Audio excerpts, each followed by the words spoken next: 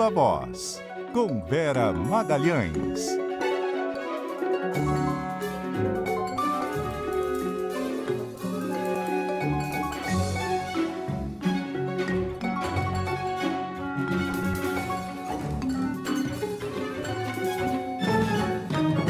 Oi, Vera, boa noite, tudo bem? Oi, Dé, boa noite, tudo bom? Boa noite para você e para a Carol, para os ouvintes, também para quem está nos assistindo. Oi, Vera, boa noite. Semana começando e nós vamos a Brasília. Larissa Lopes tem a manifestação da mulher de Alexandre de Moraes, que se manifestou, né, que falou pela primeira vez sobre a ligação do escritório de advocacia dela com o Banco Master. Oi, Larissa. Oi, Débora. Pois é, a esposa do ministro Alexandre de Moraes, Viviane Bassi de Moraes, se manifestou pela primeira vez sobre ter advogado para Daniel Vorcaro e sobre possíveis conversas dela e do marido com o banqueiro. Viviane de Moraes relatou contratação por Vorcaro e negou ter atuado junto ao Supremo Tribunal Federal. Nessa nota, ela detalha os serviços ali feitos para Vorcaro e então tem uma série de informações. Diz que o contrato, estimado em 129 milhões de reais, começou em fevereiro de 2024 e foi encerrado em novembro do ano passado, após a liquidação do Banco Master. De acordo com a nota também, uma equipe de 15 advogados e 3 escritórios parceiros. Então, esse grupo atuou na área de compliance e consultoria jurídica do banco. O escritório de Viviane Bassi de Moraes também afirmou nessa nota que, em quase 2 anos, realizou 94 reuniões de trabalho, a maioria presencial, e produziu 36 pareceres legais, como manuais de prevenção à lavagem de dinheiro e códigos de ética. A nota destaca ainda que o escritório nunca representou o Master em ações no Supremo Tribunal Federal. Viviane de Moraes também negou ter recebido mensagens do dono do banco, Daniel Vorcaro, enviadas por meio de fotos de visualização única antes da prisão do empresário.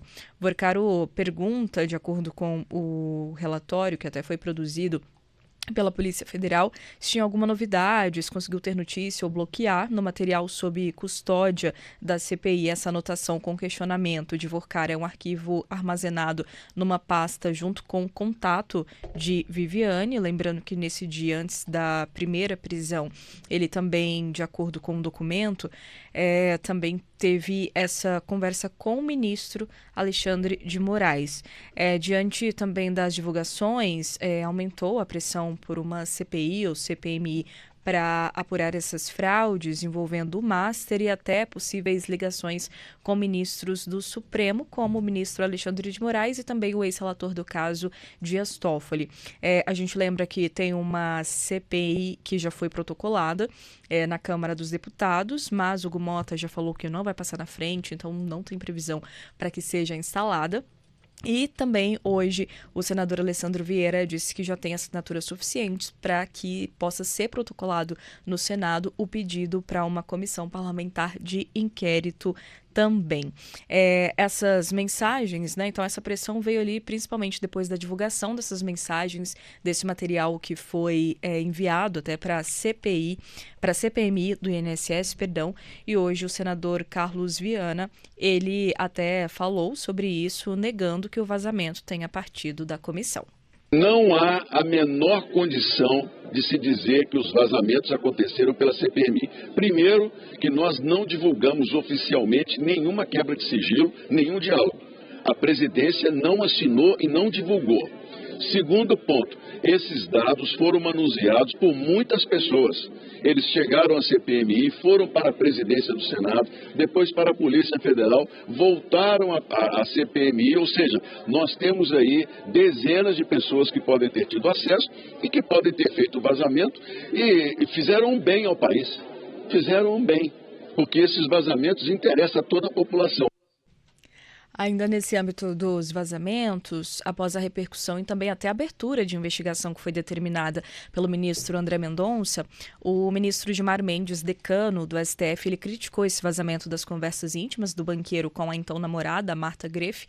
O ministro chamou o vazamento de barbárie institucional e falou em linchamento moral. Também pelo X, ele disse que a exposição pública de conversas de cunho estritamente privado, desvinculadas de qualquer ilicitude, constitui uma gravíssima violação ao direito à intimidade. Após o vazamento também, o ministro André Mendonça determinou que a PF abra um inquérito para investigar, então, o vazamento dessas mensagens, e depois disso a própria Polícia Federal soltou uma nota dizendo que nenhum relatório, informação de polícia ou representação apresentada pela PF no âmbito dessa Operação Compliance Zero, que mirou Daniel Worcaro, conteve dados que não fossem relevantes para a instrução das investigações, e também disse que não compete à corporação editar conversas, selecionar ou manipular os dados extraídos dos equipamentos apreendidos. Volto com vocês. Obrigada, Larissa Lopes, pelas informações. Bom, Vera, sobre a nota que foi divulgada pelo escritório de Viviane Barsi de Moraes, não é uma nota que esclarece ainda muita coisa, né? E sobre o serviço prestado, os pareceres e ajuda para elaborar código de ética, pareceres sobre lavagem de dinheiro, pagaram uma fortuna e não serviram, e não seguiram, né, as orientações do escritório. Fica muito vaga, né? Vago que tipo de serviço o escritório de Viviane Barsi de Moraes prestou de fato ao Banco Master. Chama a atenção que depois de 92 dias da confirmação de que existia o contrato, ela vem a público se manifestar pela primeira vez para fornecer apenas algumas informações esparsas ali que não explicam na totalidade que serviço foi esse. Ela só diz que o seu escritório não atuou junto ao Supremo Tribunal Federal, portanto, junto ao tribunal no qual o marido atua, mas não dizem quais outros tribunais ou quais outras repartições públicas o escritório atuou, para que tipo de serviço e que relatórios foram esses. E por que um contrato que era previsto para durar 3 anos se extinguiu ao término de 1 ano e 8 meses? Porque logo ela diz que se encerrou logo depois que ele foi preso pela primeira vez em novembro. Não disse ali, ela viu que havia alguma incompatibilidade pelo fato do caso estar tramitando no Supremo. Não fica claro o que levou a esse rompimento e quanto do valor acordado para recebimento foi pago para esse período em que o contrato esteve vigente, que era de 129 milhões e para 3 anos. Tudo bem, nenhum escritório de advocacia quase nunca fala sobre honorários. É muito raro se falar sobre isso. Mesmo quando a imprensa noticia, é raro os escritórios comentarem. Mas, nesse caso, ficou muito rumoroso pelo fato de haver um claro conflito de interesses na contratação do escritório de uma mulher de um ministro do Supremo Tribunal Federal e o fato do caso estar sendo julgado pelo próprio Supremo Tribunal Federal.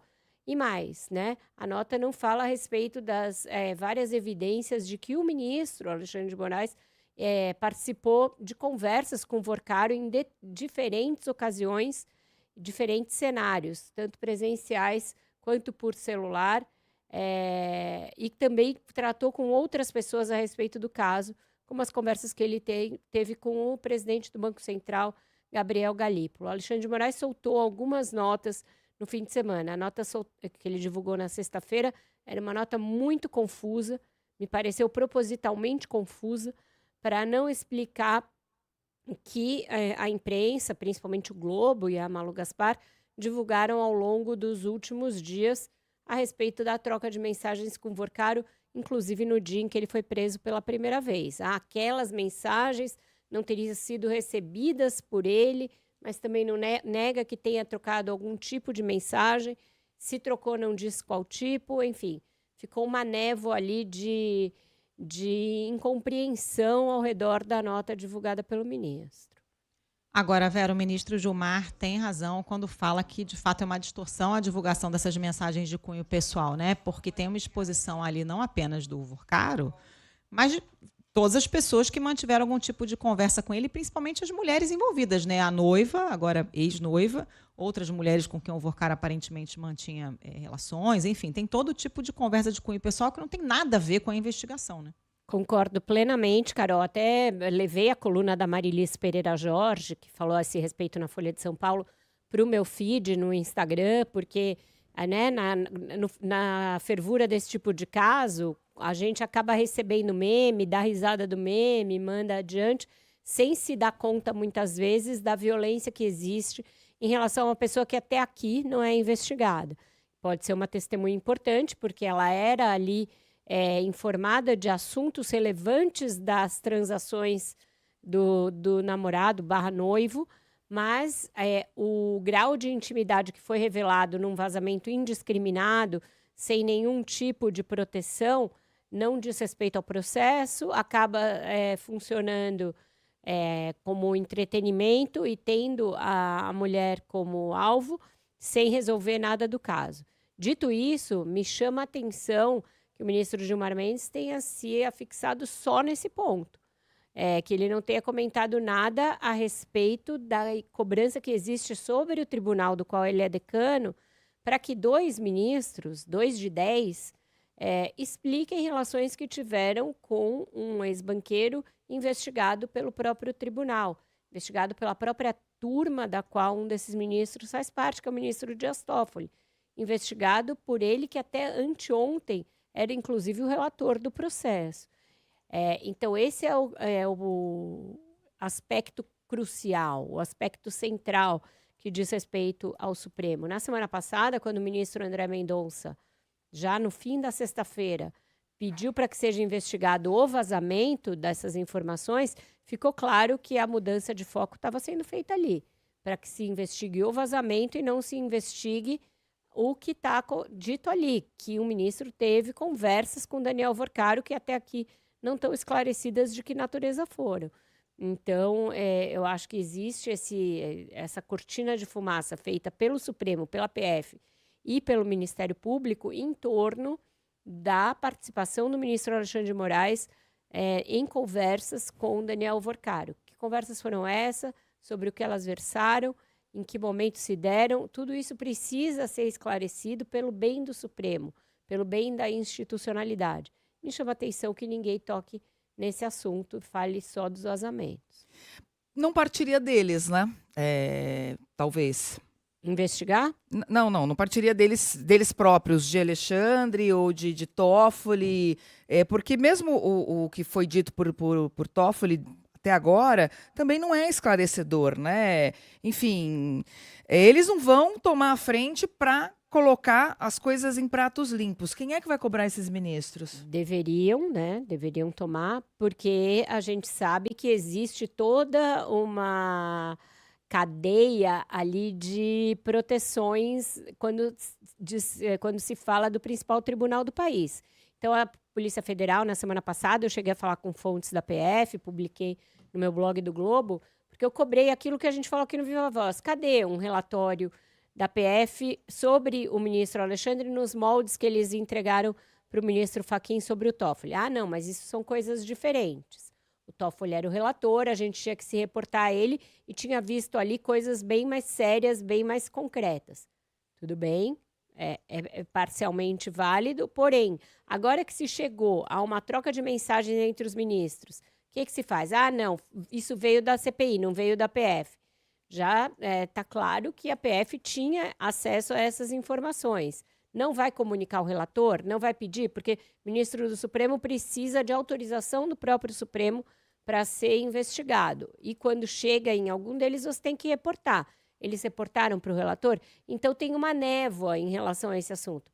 Tanto a PF quanto o Ministério Público teriam prerrogativa de fazer isso, respondendo ao que você me perguntou, Dé. Mas, até aqui, tem todo mundo pisando em 1000 ovos para chegar no cerne dessa questão.